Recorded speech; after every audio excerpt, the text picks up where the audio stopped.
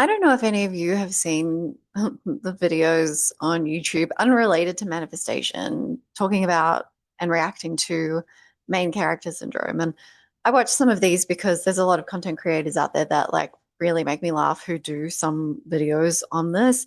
But it makes me cringe so much because it really gives the idea of being the main character in your experience a bad rap. And so I wanted to talk today about the difference between what main character syndrome really is not and what main character syndrome really is. Let's do it. Before we get into the video, hey legends, I'm Cerise and I'm your self-agency mentor, and I help you remember who the fuck you really are so you can allow yourself to experience the things that you want. If you do get anything positive out of this video, don't forget to like, share, comment, and or subscribe. It just helps push my videos out to more people. And if you'd like to comment below just to help me with the algorithm, but you don't know what to comment, just put a sparkle emoji because we're creating literal real life fucking magic on this channel. Also, just quickly, all the ways in which I can guide you are linked in the description box below. So this was voted for in the community tab. If you don't have notifications on for me and you want to be able to have a say on what videos I make, at times, sometimes I go with what I'm inspired to talk about. Sometimes I'll have a few ideas and I want to see what you want to see first. And that is what I will make. So in the community tab, or I think it's just called the posts tab, I'm not sure now, on YouTube, you guys voted more for this topic. And so I do think there's a lot of confusion around it. So let's start off with what is main character syndrome not? What it isn't, right? So with everything, if you've decided who you're being and what you get to have, and ask yourself on a regular basis, like, who am I being right now? When I want to do this thing, who am I being? That will tell you what your intention is behind that action and whether or not it is in line with your end goal or not. So when you're doing anything to try to stand out, for example, thirst traps or putting makeup on because you feel like you have to look attractive or that attract people to you. If you are going to, let's take it to a business aspect, if you're going to like, what do they call them? Networking events and things like that, because you feel like you have to do that to make connections and things like that.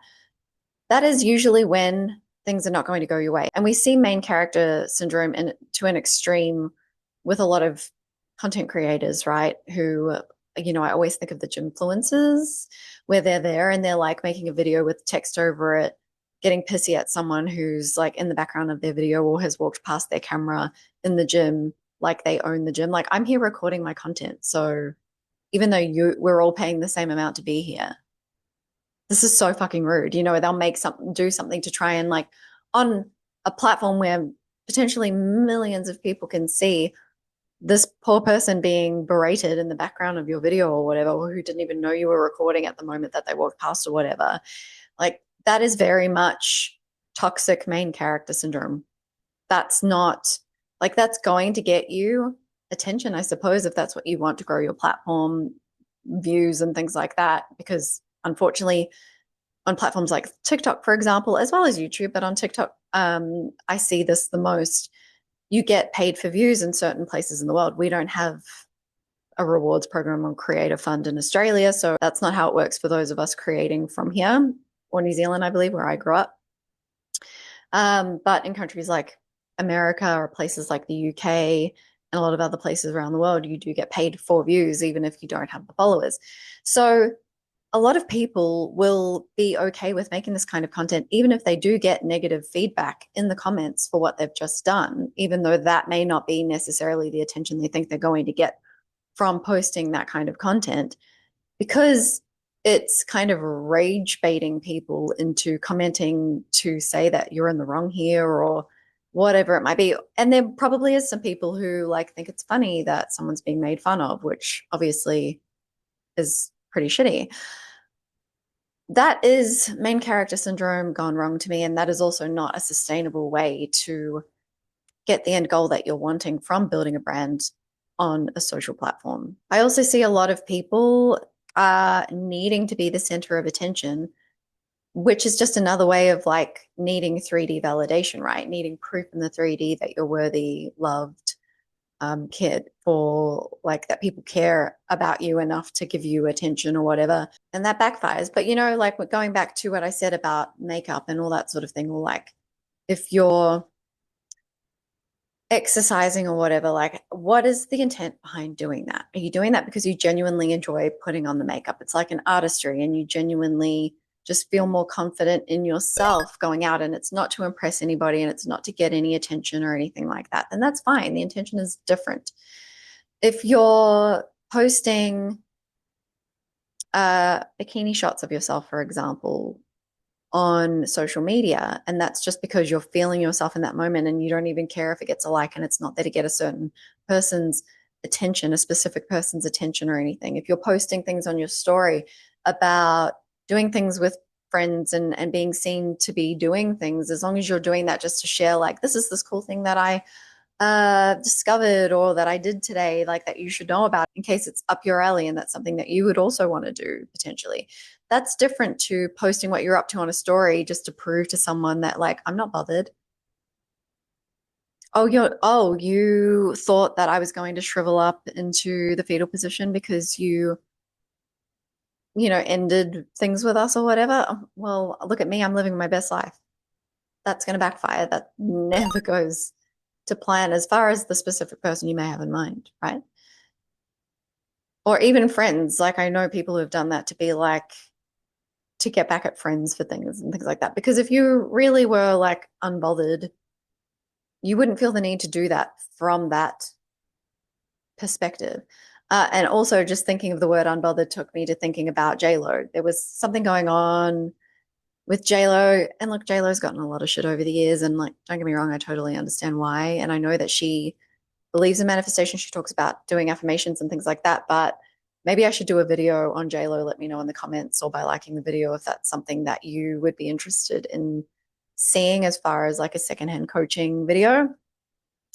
But when she invested her own money into doing that sort of like album, documentary, and movie situation, and people were giving her crap about it, and she did like a TikTok or an Instagram reel or something with a song singing about being unbothered that she lip synced to. And it was like, you're so bothered though, JLo. You are so bothered. If it were really just a passion project that you did because you really believed in it being art and you loved it, and that's all you were doing it for, you wouldn't have felt the need to react with that video or to convince people, which are just aspects of you because you are all things and all people, right? So in those moments when you're over explaining yourself or you're trying to convince someone that you're unbothered or you're trying to convince someone that you don't need them, you want them. Because I saw that on Love is Blind recently. I've forgotten, was it Annie and Nick? And she was saying, like, just so you know, I don't need you. I want you. You know, she's just trying to convince herself.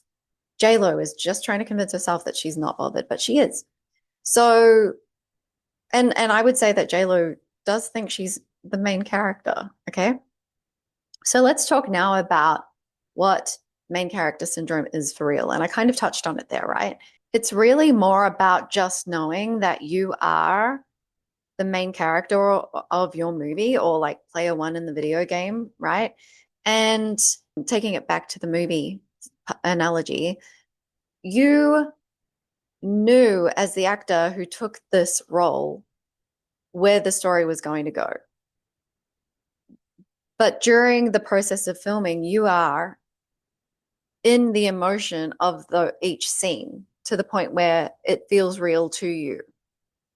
And there's always like an arc in a movie, right? There's no like movie rom-com or like rags to riches movie that's like just everything all just goes to plan. There's always ups and downs. You're so in the moment of the scene as the actor playing the character that in those moments you do believe that you are experiencing the things that the character is experiencing.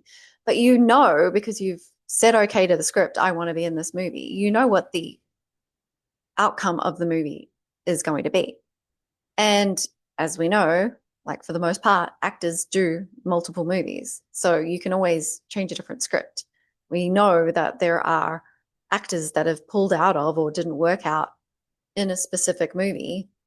I'm thinking of Back to the Future right now, where they had basically filmed most of the movie, and then I can't remember the name of the actor that was in it, but for Michael J. Fox, but it didn't work out for various reasons. And then Michael J. Fox came in and redid all the scenes, or most of the scenes where, you know, it was front facing. So you know that the script that you've chosen doesn't have to be the script that you finish, but you also knew the end goal of the script, the outcome of the movie before you even started acting in it and recording the scenes and all of that sort of thing. So it's about reminding yourself that you are all things, playing the character to experience all aspects or as many aspects as possible, which will be all aspects because you are all things, you're all people, right? Across all time. So just knowing that you've decided on the script that works out for you, right?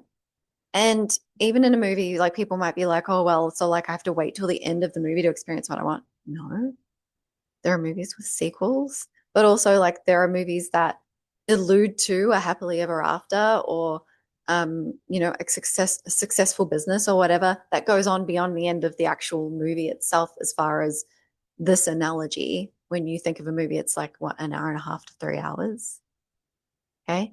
But there's a story beyond that that's implied usually or is continued on with subsequent movies. So, you know, that's why I always say like living in the end isn't like the end. Once you get your manifestation, life still goes on and things continue on with that.